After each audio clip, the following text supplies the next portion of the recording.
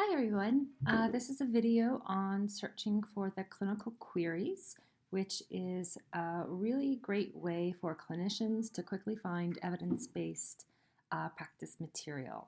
So to get to the clinical queries from the PubMed homepage, right here under PubMed Tools, there are a few different tools, and one of them is the clinical queries. So clinical queries is really simple. I'm just going to click on that. And from here, you'll just add in your keyword or keywords. Um, if you happen to know what the mesh term is, you can type that out. But if you don't, you can just use a simple keyword as a way to describe your topic. So I'm going to type in hearing loss, which happens to also be the mesh term, and click search. And what we'll see here is that these two columns here, there's clinical study categories and systematic reviews. There's also this medical genetics column, but we can ignore that for now.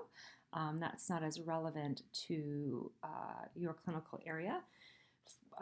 So in terms of looking at the results here, it's a quick way to get to systematic reviews. So doing a simple keyword search of hearing loss, it says that there are 662 systematic reviews. To see all of them, I would click here to get to those systematic reviews, and then you could start to fine tune a little bit.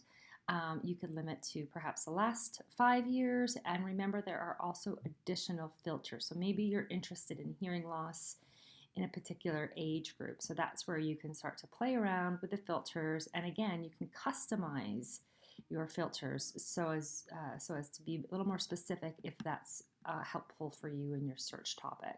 So we could say systematic reviews, and then we could focus on infants or all children or a particular range within children if that was useful for your PICO question. Okay, so I'm going to go back to the home page and click on this icon here to get back to the home page. And I'm going to go back to clinical queries again. Super simple. And I'm going to type in hearing loss once more. Do another search, same search. So yes, there are lots of systematic reviews, and then you can fine tune them further. And over here we have what are called clinical study categories. And so this is set up to match the evidence-based practice questions.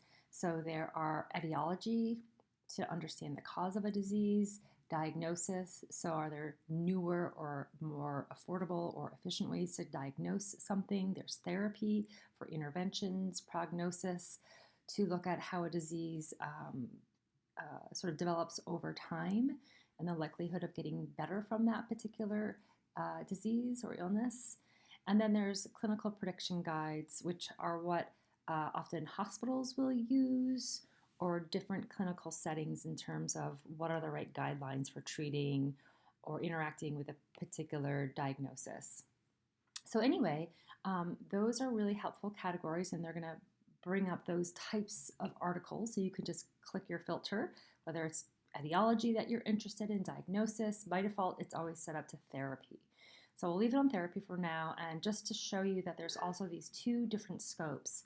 Broad meaning it will include more articles, and I believe that means it'll include different levels of evidence, such as perhaps case studies and things like that, or cohort studies. Narrow is it's going to be more rigid, more specific, and my understanding is that means it'll find more of the RCTs. But you can play around with this and see how it goes. You can also add, for example, hearing loss, and I could say, and dementia or and children. So you can play around with this and see how it impacts your results that way. Once you start to add two keywords together, you're going to get a much smaller set of results. Now, if I go to this 9, I have a feeling that my age limit to children is set, and it is, and that doesn't make any sense, right? Because dementia is not relevant in terms of the age category. So when I removed it, oh, interesting, it didn't really change our results at all. It still brought us to 9 results. So yeah, just another really quick way to get some of these research studies that are considered high levels of evidence. And once again, the clinical queries is designed for clinicians who don't have a lot of time to create and develop a really rigorous search.